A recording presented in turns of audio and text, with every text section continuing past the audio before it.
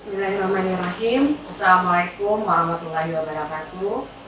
Perkenalkan, nama saya Putri Neni Sofiah, merupakan dosen dari program studi kebidanan, program sarjana, dan pendidikan profesi bidan, program profesi Stikes Mercu Bakti Jaya Padang.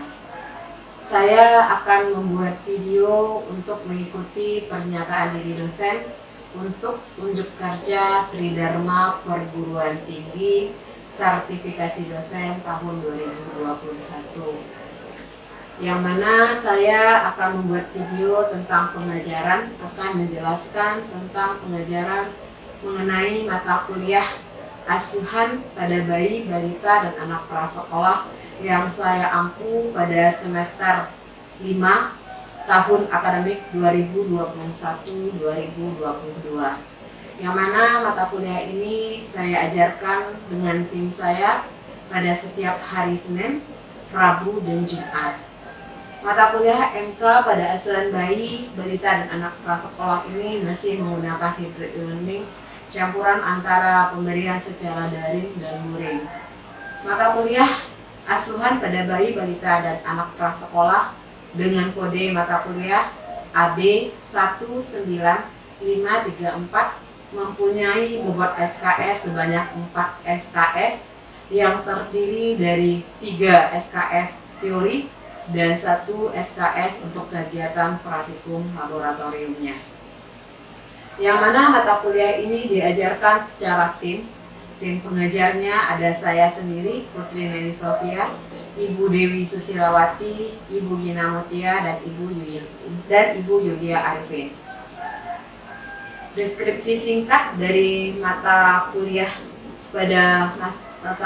asuhan pada bayi, balita, dan anak prasekolah adalah mata kuliah ini gunanya untuk memberikan kemampuan kepada mahasiswa untuk memahami dan menguasai tentang asuhan pada bayi, balita, dan anak prasekolah, serta memberikan kemampuan kepada mahasiswa untuk memberikan konseling individu dan kelompok dengan sasaran ibu, bayi, balita, dan anak prasekolah sendiri. Yang mana pertemuan pada mata kuliah ini terdiri dari 16 kali pertemuan, yang mana 2 kali 16 setelah pertemuan ke-7 kami akan melaksanakan ujian tengah semester, dan setelah pertemuan ke-15 kami akan melaksanakan ujian akhir semester. Setelah melaksanakan ujian akhir semester, kami untuk 1 SKS-nya lagi kami akan melaksanakan kegiatan bimbingan laboratorium untuk praktikum laboratorium setelah ujian akhir semester, yang mana nanti akan terdiri dari bimbingan dan ujian laboratorium. Mahasiswa akan melaksanakan dengan menggunakan modul yang sudah di-share di Google Classroom mahasiswa masing-masing. Mata kuliah ini mempunyai CPL Prodi, yang salah satunya adalah CPL Prodi di sini adanya S2, yaitu menjunjung tinggi nilai kemanusiaan berdasarkan dalam menjalankan tugas berdasarkan agama, moral, dan etika. S3-nya berkontribusi dalam meningkatkan mutu kehidupan bermasyarakat, berbangsa, serta bernegara, dan berkemajuan peradaban berdasarkan Pancasila. Dan yang paling penting dari MK yang ada pada CPL Prodi adalah KK1, yaitu mampu mengaplikasikan keilmuan kebidanan dalam menganalisis masalah dan memberikan petunjuk dalam memilih alternatif pemecahan masalah pada lingkup praktek kebidanan meliputi asuhan pada bayi, pranikah, prakonsepsi, kehamilan, persalinan, nifas, bayi baru lahir, bayi, anak balita, anak prasekolah, kesehatan reproduksi, remaja, perempuan usia subur dan perimenopause, serta pelayanan kontrasepsi, serta pelayanan keluarga berencana. KK3-nya yaitu mampu mendemonstrasikan tata laksana, konsultasi, kolaborasi, dan rujukan. KK7 mampu mendemonstrasikan pendokumentasian asuhan kebidanan sesuai standar yang berlaku. KK8 mampu mendemonstrasikan konseling pada lingkup praktek kebidanan meliputi asuhan pranikah, prakonsepsi, kehamilan, persalinan, nifas, bayi baru lahir, bayi, anak balita, dan anak prasekolah, serta kesehatan reproduksi dan pelayanan keluarga berencana. KK9 mampu mengembangkan KIA dan promosi kesehatan yang berhubungan dengan kesehatan perempuan pada tahap perkembangan siklus produksinya dengan menggunakan hasil riset dan teknologi informasi. KK10 mampu melakukan konseling pada asuhan kebidanan yang berhubungan dengan kesehatan perempuan pada tahap perkembangan siklus reproduksinya. CP mata kuliah ini yang kami harapkan setelah mengikuti perkuliahan, mahasiswa diharapkan mampu untuk memahami psikologi pertumbuhan dan perkembangan bayi baru lahir, balita, dan anak prasekolah, konsep psikologi perkembangan manusia dari sebelum lahir, prenatal sampai 9 bulan, konsep psikologi perkembangan manusia baru lahir dari usia 0 sampai 2 minggu, konsep psikologi masa kanak-kanak awal dari usia 2 sampai 6 tahun, konsep psikologi masa kanak-kanak akhir dari usia 6 sampai 12 tahun, gangguan minor pada bayi baru lahir dan anak prasekolah, hipotermi dan hipotermia, kejang pada bayi dan anak, neonatus dengan kondisi khusus, penyediaan nutrisi sehat bagi bayi, anak, dan balita usia prasekolah, upaya promosi dan prevensi pada bayi dan balita, teknik pengumpulan data fokus melalui pemeriksaan fisik pada bayi dan anak balita, bayi risiko tinggi dan permasalahannya, penyakit-penyakit yang lazim terjadi pada anak di Indonesia,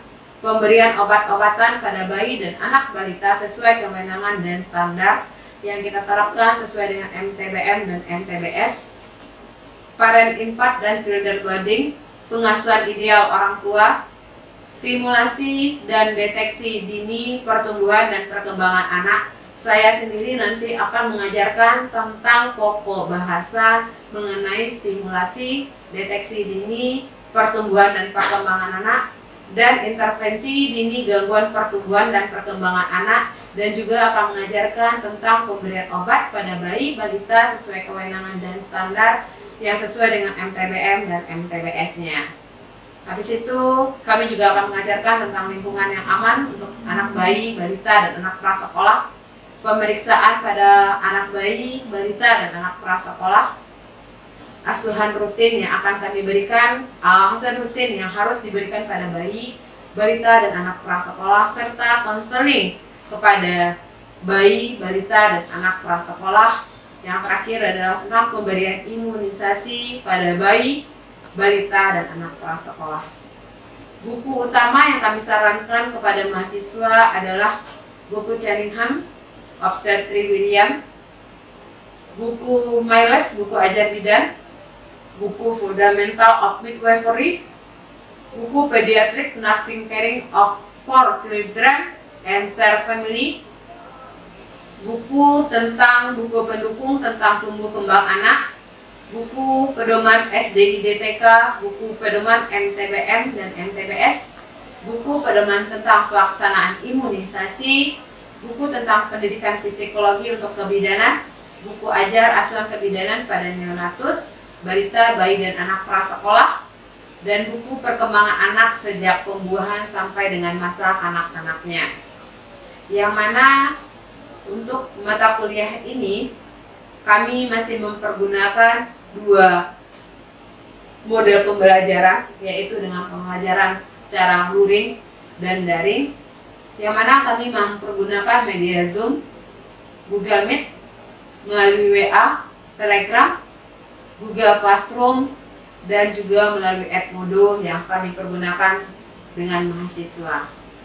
Tata tertib dari perkuliahan luring yang telah kami sepakati dengan mahasiswa adalah hadir 15 menit sebelum jam perkuliahan. Mahasiswa kami wajib memakai seragam kuliah yang sudah ditetapkan berdasarkan buku panduan akademik Stikes Masjid Bakti Jayapada.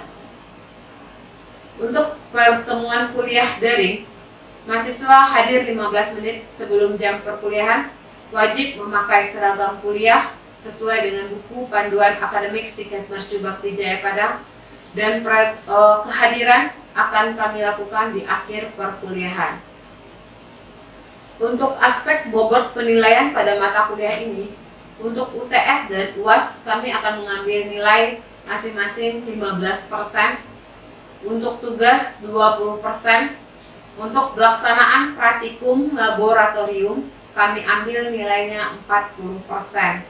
Jadi mata kuliah ini memang titik beratnya adalah untuk pelaksanaan praktikum laboratorium yang memegang nilai paling tinggi yaitu 40%.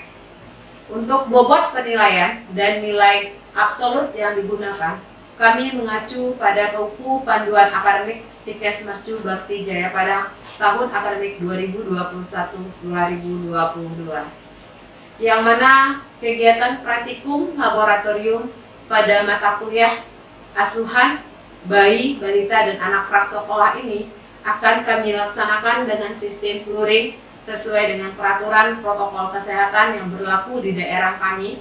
Mahasiswa akan kami bagi nanti di dalam kelompok kecil, yang mana praktikumnya yang akan mereka laksanakan adalah tentang konseling perawatan bayi dan balita, konseling tentang stimulasi tumbuh kembang bayi dan balita, pemantauan tumbuh kembang termasuk deteksi dini penyimpangan pertumbuhan pada bayi dan balita, deteksi dini dan penanganan terhadap masalah yang lazim timbul pada bayi dan balita, deteksi dini tanda dan gejala komplikasi pada bayi dan balita, imunisasi pada bayi dan balita. Kegiatan praktikum laboratorium ini akan dilaksanakan di ruangan laboratorium dengan sistem mahasiswa dibagi dalam kelompok-kelompok kecil dan dibimbing oleh satu orang dosen. Mahasiswa akan melaksanakan dari bimbingan dan terakhir akan dilaksanakan ujian laboratorium. Mereka akan mendapatkan modul dan penuntun belajar serta daftar tilik untuk mempergunakan bagaimana cara sistem laboratorium yang sudah di-share melalui Google Classroom mahasiswa.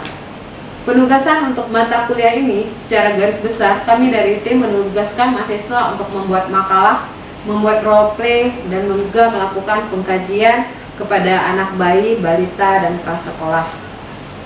Demikianlah Bapak Ibu hasil pemaparan RPS yang saya lakukan pada mata kuliah asuhan bayi, balita, dan anak prasekolah yang dilaksanakan pada semester 5 di program studi S1 Kebidanan Stikesmercu Bakti Jaya Padang tahun akademik 2021-2022.